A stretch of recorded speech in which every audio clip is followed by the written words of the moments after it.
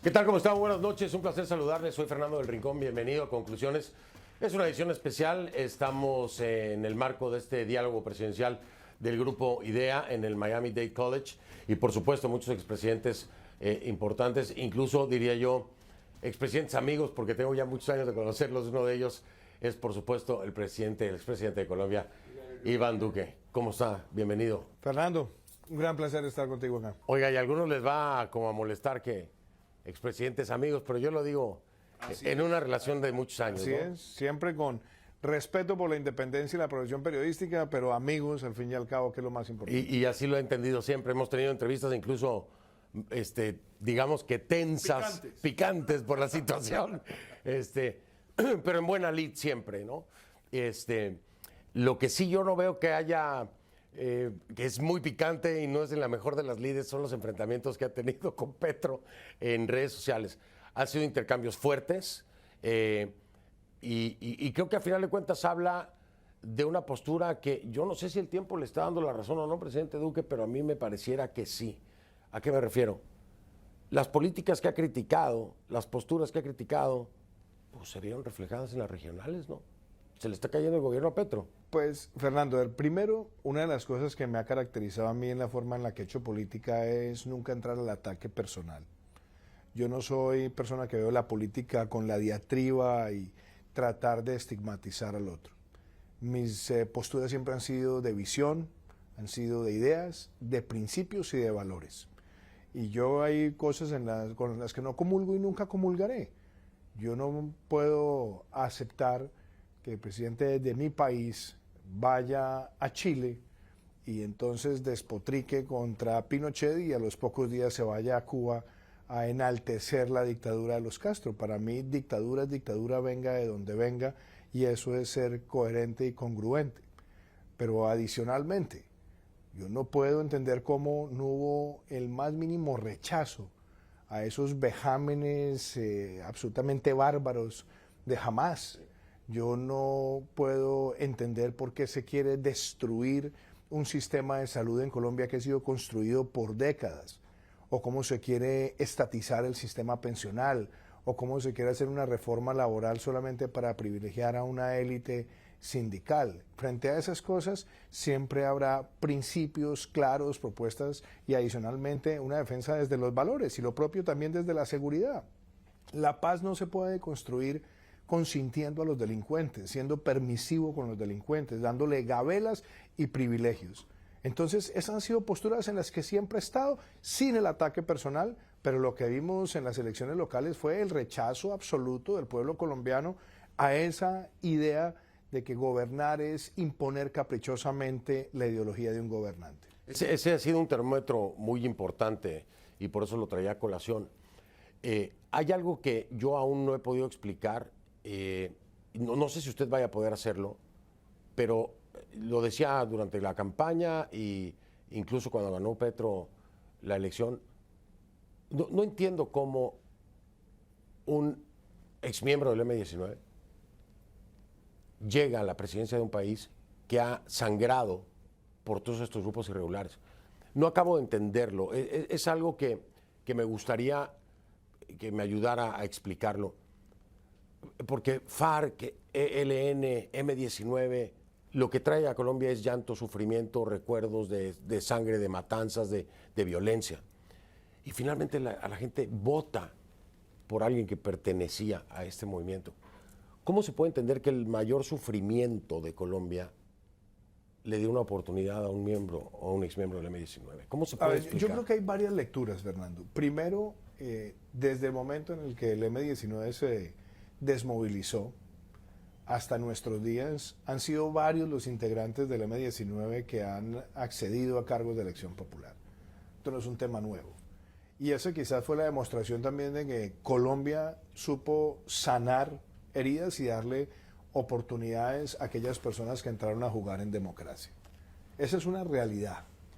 Pero lo otro también, Fernando, es que la izquierda en Colombia ha tenido en los últimos 20 años un proceso donde venían acumulando representación política y también aumentando su capacidad electoral. Eso desde el año 2003, cuando ganaron la alcaldía de Bogotá, después en el año 2007, después en el año 2011, en fin, ha estado presente allí. Entonces, esos son fenómenos políticos. Y yo lo que creo, que más allá de analizar o interpretar esa circunstancia histórico-política, lo que hay que saber entender es que a nadie lo eligen presidente para que le imponga sus prejuicios a la sociedad. Y a mí sí me preocupan actitudes que estoy viendo desde el lado del gobierno que debilitan el Estado de Derecho en Colombia. ¿Cómo cuáles? ¿Cuáles le preocupan más? Ejemplo, hablar de ceses del fuego con grupos criminales que están secuestrando, que están narcotraficando, que están extorsionando. La FARC y El ELN secuestró ahora al papá de Luis Díaz. Claro. Claro, la noticia se hace muy notoria, entre otras cosas, por quién es Luis Díaz. Claro. Pero durante 17 meses, donde el ELN negoció con el gobierno de mi antecesor, secuestraron más de una decena de personas, mataron más de 100 personas y cometieron más de 400 actos de terrorismo. Nuestra postura siempre fue muy clara. No se puede negociar hasta que no suspendan por completo los actos criminales y liberen los secuestrados. Y el ELN ahora está manipulando una vez más al gobierno y ustedes se darán cuenta, detrás de muchos de esos secuestros ya hay un interés extorsivo económico. Claro. Y adicionalmente pero, a eso... Pero además, es que fue permisivo, Petro, si mal no recuerdo, se anunciaron los diálogos, pero se iba a seguir secuestrando. ¿Se acuerda usted? Fernando, tú o sea, lo dejaron claro. Tú recuerdas que en algún momento me hiciste una entrevista siendo yo presidente y hablábamos de los principios que tuvo el proceso de paz con las FARC, Sí. donde se hablaba de verdad, justicia, Y reparación y no repetición. Y resulta que los que repitieron, que volvieron al narcotráfico y al terrorismo, que se burlaron del pueblo colombiano, del Estado colombiano que en ese momento firmó esos acuerdos y volvieron a generar estructuras de intimidación, ahora los están elevando nuevamente a un tratamiento político. Entonces, cuando a mí me preguntan por qué un país como Colombia en el siglo XXI sigue teniendo estos fenómenos de grupos armados organizados, es justamente porque siempre se cae repetitivamente en la impunidad. Si aquí por lo menos hubiéramos hecho valer el principio de no repetición, hubiéramos dicho a estos bandidos, ustedes se burlaron del pueblo colombiano y la única forma en la que nos vamos a entender con ustedes es con la contundencia operacional de la fuerza pública, otra circunstancia estaría viendo el país. ¿Por qué?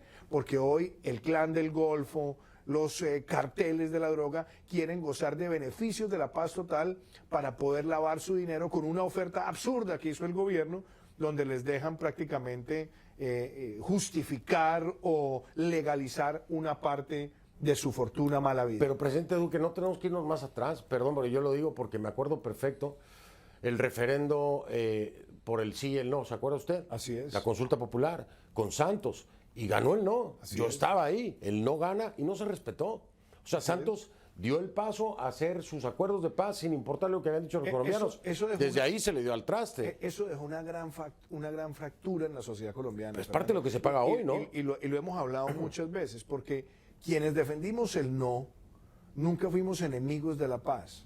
Lo que fuimos fue enemigos de la impunidad. Porque la impunidad, la única cosa que hace es convertirse en partera de nuevas formas de violencia. Y esa impunidad, cuando lo ven los grupos armados, dicen, pues, ¿saben qué? También vamos a ser igual de malos para seguir buscando Claro, los mismos hasta platica me puede salir, ¿no? Exactamente. Y eso yo creo que es lo que de una vez por todas tenemos que terminar en Colombia, no seguir premiando al delincuente. Y a mí me tocó asumir un costo político muy alto por la postura nuestra, Sí. pero yo lo dije, no me voy a sentar a ninguna mesa con ningún grupo armado bajo los términos donde ellos crean que pueden seguir lacerando al pueblo colombiano. Y la JEP a usted nunca le gustó, la Justicia Especial para la Paz. Yo, ¿sabe una cosa, Fernando? Y eso es importante. Yo con la JEP tuve un entendimiento institucional, pero siempre dije en mis preocupaciones. Y, por ejemplo, yo recuerdo que la JEP expulsó a Iván Márquez, expulsó a Jesús Santrich, expulsó al Paisa, expulsó a Romaña, a Granol, a muchos de esos delincuentes que después cayeron en Venezuela. Y delincuentes que además en las reglas de los carteles de la droga murieron en Venezuela narcotraficando con el cartel de los soles. Eso es bien interesante también que el mundo lo sepa. Pero esos bandidos fueron expulsados de la JEP. Ahora, ¿la JEP se demoró un tiempo en expulsarlos? Sí. hubiera podido ser mucho más ágil, tal vez, y hubiera podido facilitar en su momento que esos delincuentes hubieran podido ser capturados y extraditados desde Colombia. Pero al punto al que voy es la justicia, carente de sanción por crímenes de lesa humanidad, termina convirtiéndose en algo que fractura el Estado de Derecho y que revictimiza a las personas frente a quienes tanto daño les hicieron. Ese es un dolor que tiene el pueblo colombiano. Pero más allá de eso, porque eso es volver hacia atrás, Fernando, yo creo que mirando hacia la realidad de hoy y hacia lo que viene, el debilitamiento que hoy tiene la fuerza pública, al no sentir orientación, el desmantelar los grupos manuales de erradicación, el debilitar la lucha contra los carteles y sobre todo el hacer ofertas ya económicas para el lavado de la fortuna mala vida, todo esto está repercutiendo en un deterioro sustancial de la seguridad. En este contexto, bajo el mandato del presidente Petro, y bueno, me tengo que ir al pasado, usted que peleó tan duro en contra del régimen de Maduro, o la dictadura de Maduro, como le dice usted, ver a su país hoy, desde el gobierno, normalizando relaciones, teniendo estos acercamientos tan claros y tan evidentes por parte de Gustavo Petro, echan para atrás completamente todo el trabajo que usted había venido haciendo. Es decir, Colombia desaparece como aliado en la lucha contra el régimen, hoy por hoy ya no lo es. ¿Qué siente usted de eso? A mí me da dolor, pero me da dolor además por el pueblo venezolano. Porque la verdad, Fernando, y creo que alguna vez lo dije en estas cámaras, en estos micrófonos, si yo estoy viviendo en un apartamento y el vecino de al lado todas las noches golpea a su mujer y a sus hijos, y yo escucho los alaridos, el dolor, el sufrimiento, yo no puedo ser el hipócrita que al otro día se levanta por las mañanas y hace un saludo lleno de bonomía en el ascensor y mira para el otro lado. Cuando uno ve la injusticia, la opresión y el dolor, la decisión moral, ética, es denunciarlo. Por eso yo denuncié a Nicolás Maduro ante la Corte Penal Internacional. Y lo hice también como jefe de Estado. Nada de eso ha cambiado en Venezuela. En Venezuela han seguido persiguiendo a los opositores, han destruido por completo las instituciones, han capturado el aparato económico y también hay denuncias periodísticas de esos vínculos que son cada vez más estrechos entre el cartel de los soles con toda la cadena global de narcotráfico. Entonces, cuando un gobierno se plega a ser complaciente, a ser amable, a tratar de blindar y por no decirlo enaltecer a un delincuente como gobernante legítimo, se está haciendo cómplice. Y en América Latina de hoy hay varios gobiernos que se han convertido en cómplices de esa dictadura y tristemente el gobierno de Colombia hoy es cómplice de esa dictadura. Es cómplice por no llamar las cosas por su nombre, es cómplice por legitimar a un dictador, pero además es cómplice por no mantener la denuncia evidente de los vínculos que tiene ese régimen con el narcotráfico. ¿Se imaginó la Colombia de hoy con Petro como está? Es decir, ¿qué expectativa tenía? Porque, pues bueno, alternancia, democracia, llegó la izquierda, se vale. Pero hoy, ¿cómo ve el país? ¿Lo imaginaba mejor o peor? Me preocupan muchas cosas, Fernando. O sea, yo siempre he creído que la labor de los gobernantes es mantener el principio constitucional de ser símbolo de la unidad. Es difícil en un mundo de polarización política, pero ser símbolo de la unidad no significa que quien ejerce la presidencia tenga que ser una persona vacía de ideas. No, tiene que ser una persona que tenga ideas, pero que sea capaz de construir sobre lo construido, de gobernar a la luz de la Constitución, de no estigmatizar y de no llenar de prejuicios las políticas públicas. Pero la evidencia que nos muestra, hoy en día vamos a pasar de crecer al 10.7% en el 2021, al 8.5% en el 2022, a escasamente crecer por encima del 1% si es que nos va bien. Fuera de eso, vemos las ventas de vivienda cayendo más de un 50%, las ventas de automóviles cayendo más de un 40%, sector industrial resentido, las empresas dudando la inversión estructural de largo plazo, los inversionistas institucionales nerviosos con la incertidumbre, pero aparte de eso, estamos viendo un sistema de gobierno que pareciera que persigue a las empresas donde quiera que estén. Entonces, sector de la salud. Colombia ha tenido un esquema público-privado y lo quieren nacionalizar nuevamente. Pero no pasa, hombre. La reforma de salud de Petro no pasa. Sí, pero fíjate lo que está pasando, que es aún tan grave como la misma reforma, Fernando, y es el gobierno tiene que girarle los recursos a los aseguradores privados para que los aseguradores privados le giren a la red de hospitales, a la red de hospitales le giren a los trabajadores, y eso no está pasando. Entonces es llevar a la asfixia al sistema de salud.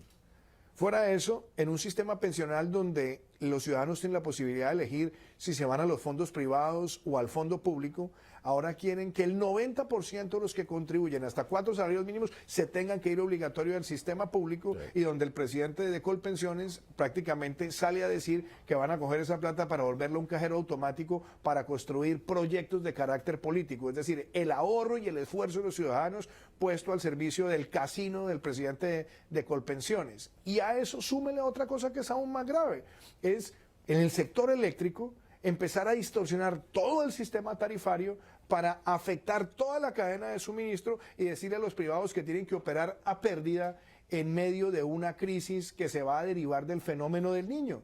Entonces, todas estas son aproximaciones absolutamente sesgadas en contra del desarrollo empresarial, y eso al final del día lo termina pagando la sociedad entera, como hoy también lo está pagando con una inflación que no se detiene.